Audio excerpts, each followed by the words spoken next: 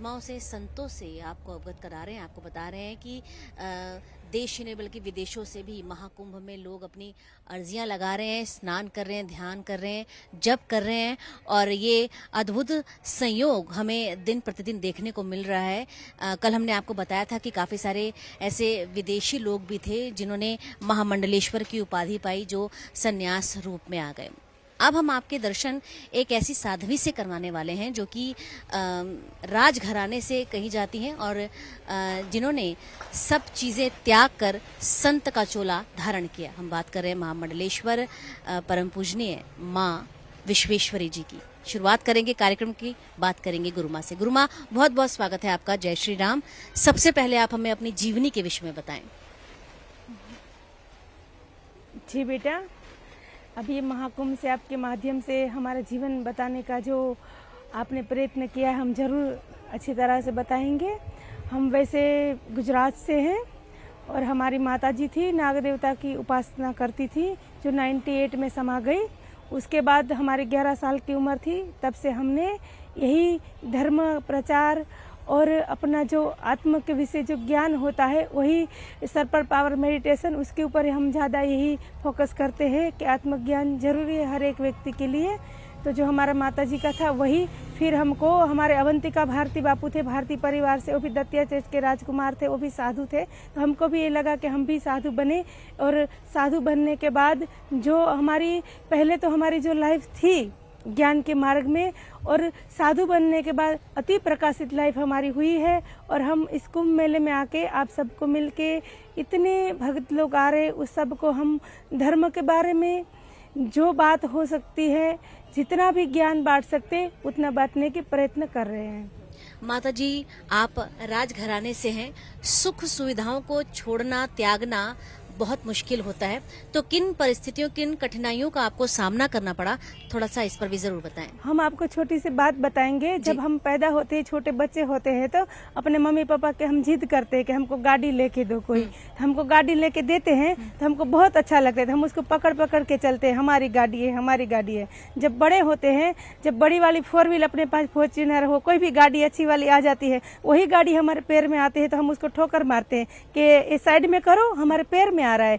क्योंकि वो जैसे ही वो संसार है, वो जैसे सच्ची गाड़ी है, वो झूठी गाड़ी थी। इस हिसाब से जितना अनुभव हो जाता है तो संसार को हर एक व्यक्ति ठोकर मार के ही आगे जा सकता है। जी, थोड़ा सा आपकी जटाएं हम देख रहे हैं, थोड़ा सा इस पर भी जरूर बताएं। इस तरह की जटाएं बहुत ध्यान और साधना द्वारा ही प्राप्त होती हैं, प्रकाश अवश्य डालें। ऐसा है जैसे महादेव ने भी जटा लगा रखी है, तो हम तो यही सोच रहे हैं कि ज्ञान की बात होती है। जब जटा होती है तो हमको महसूस होता है कि हम भी एक आध्यात्मिक लाइफ जी रहे हैं। इसलिए ये श्रृंगार है, जैसे राजघराने के श्रृंगार है, ऐसे साधु का श्रृंगार है। बहुत सुंदर, बहुत सुंदर। माता जी, जब भी व्यक्ति संत बनता है, महात्मा बनता है, त्यागता है चीजों को, आपने भी त्यागी, लेकिन आपका उद्देश्य क्या है, लक्ष्य क्या है, थोड़ा सा आप इस पर बताएं। आप हमको बोल रहे हैं त्याग रहे, हम त्याग नहीं रहे, कुछ पाने के लिए जा रहे हैं। हम तो जो पाया है वो हम खुद अपने आप हमें अनुभूत कर सकते हैं, या तो आप हमारे साथ रह के ये सारी चीज में इन्वॉल्व हो गए, तब जाके पता लगेगा। कोई अगर विदेश नहीं गया है और आदमी बात करे कि विदेश ऐसा है ऐसा है, तो हम सब लोग वही दृष्टि से देखते हैं। जब हम खुद जाएंगे तब जाके वो देख सकते हैं कि हाँ, हम गए थे, अमेरिका गए तो ऐसा था, वहाँ देखा तो ऐसा तालाब था, वो सब तब देख सकते हैं। इसी हिसाब से आध्यात्मिक लाइफ सबके अंदर है ही, हर एक के अंदर प्रकाश वही पड़ा हुआ है, वो जागृत करते हैं कब, जब कोई गुरु मिल जाए तब। तो इस हिसाब से आप जब आध्यात्मिक लाइफ जीना चाहते हो तो इसमें आप अभी इतना घूम रहे हो, फिर भी आपको महसूस हो रहा होगा कि हम भी क्या संत बने, ऐसा मन एक बार हो ही जाता है, क्योंकि स्थिति बन जाती है। तो अपने आप वो स्थिति बनती है, अपने आप ये पाया जाता है। ये अपना जैसे बोलते हैं निजी स्वार्थ होता है, तो हमारा तो अभी ये स्वार्थ है कि हम भी जिस दुनिया में है और जिस जगह पे पहुंचना है वहां तक पहुंच पाए। हमारी भी आध्यात्मिक लाइफ भगवान बढ़ाता रहे, हम भी पूर्ण नहीं है अभी तक। जी माता जी, क्या आपको परमेश्वर के, परमात्मा के दर्शन हुए? हम ये कह रहे हैं, अगर जब कोई देखो नमक है, वो आप समुद्र में डाल दोगे तो क्या आप फिर पापा उसको बोलोगे कि ये नमक है? तो जो उसमें हो जाता है लिंग, जब परमात्मा है तो हम नहीं है, हम है तो परमात्मा नहीं है, हम उसमें विलीन हो जाते हैं। जी, थोड़ा सा जो शाही सवारियां निकलती हैं माता जी, उसके संदर्भ में भी जरूर बताएं। शाही स्नान होना है 29 तारीख को मौनी अमावस्या पे, उसके बाद अगला स्नान होना है, थोड़ा सा इस पर भी जरूर आप हमें बताएं। हाँ, इस शाही स्नान होता है सब संत के लिए, नागा सन्यासी होता है, साध्वियों माता होते हैं, हम भी महामंडलेश्वर है, तो उस हिसाब से कैटेगरी के हिसाब से हम सब जाके वहाँ पे स्नान करते हैं। इतने भगत भी आए हैं, तो हम ये कह रहे हैं कि जो स्नान करते हो तब ये विचार करके स्नान करिए कि आत्मा को भिगो के स्नान करिए। ये तो ऐसा है कि हम स्नान करेंगे यहाँ पे तो क्या घर पे जाके नहीं नहाएंगे, फिर स्नान करेंगे, तो ये तो अपने आत्मा भिगोने वाली बात है। अमृत अपने अंदर है, वो अमृत का खुद आनंद लीजिए, तभी जाके अब अंदर से आनंद ले पाओगे, तभी तो कुंभ की मजा आएगी। तो यहाँ सब लोग भगत लोग सब आते हैं, तो हम उसको भी प्रार्थना करते हैं कि अपने पितरों को याद करके स्नान करिए जो पूर्वज चले गए हैं, क्योंकि एक ही घड़ी ऐसी है कि यहाँ पे सबका कल्याण, आत्माओं का कल्याण के लिए मेला है।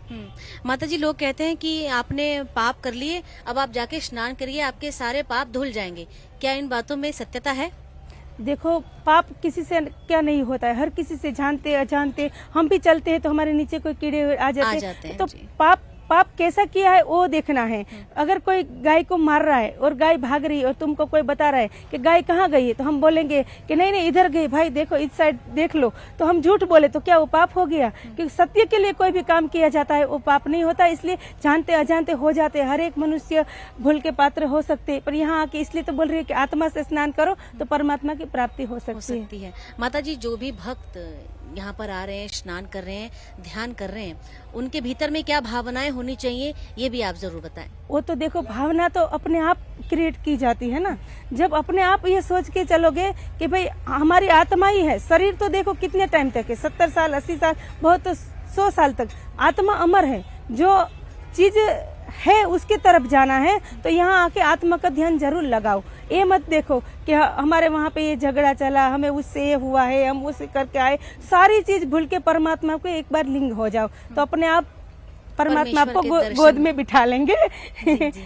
तो हम भी आपसे जानना चाहेंगे कि हम ऐसा क्या करें यहाँ महाकुंभ में आके कि हमें भी परमात्मा के दर्शन हो जाए। देखो, आप भी मोनिका, आप भी बेटा इतना देखो कर रहे हो, सब ये अपनी श्रद्धा चैनल के माध्यम से सब जगह पे धर्म का प्रचार कर रहे हो, वही आपके लिए बहुत बड़ी बात है, हमारे लिए भी बहुत बड़ी बात है कि अभी तो देखो ये मीडिया है तो सब लोग घर पे बैठ के भी ये सब दर्शन कर सकते। पहले तो ऐसा था, यहाँ आते तभी अनुभूति होती, तो ये सारी चीजें ऐसा नहीं है। जहाँ आप अपना शरीर है वही कुंभ है, अगर अपने अंदर इतना झांक लो परमात्मा को तो वही कुंभ है। जी, क्या कहना चाहेंगे हमारे श्रद्धा चैनल के दर्शकों के लिए आप? हाँ, आप सब बहुत मेहनत कर रहे हो और बहुत अच्छे अच्छे साधु को ढूंढ ढूंढ के आप प्रचार कर रहे हो, तो आपको हम सब मिलके साधु संत से और हम आपको खूब खूब आशीर्वाद देना चाहते हैं। खूब आगे बढ़ो और खूब आपका भी मनोरथ जो भी हो इस कुंभ के माध्यम से सिद्ध हो। बहुत बहुत धन्यवाद माँ। माता जी ने हमें बताया कि व्यक्ति की जैसी दृष्टि होती है उसको सृष्टि भी वैसी ही नजर आती है। आप यूं ही बने रहें हमारे साथ, देखते रहें श्रद्धा MH1।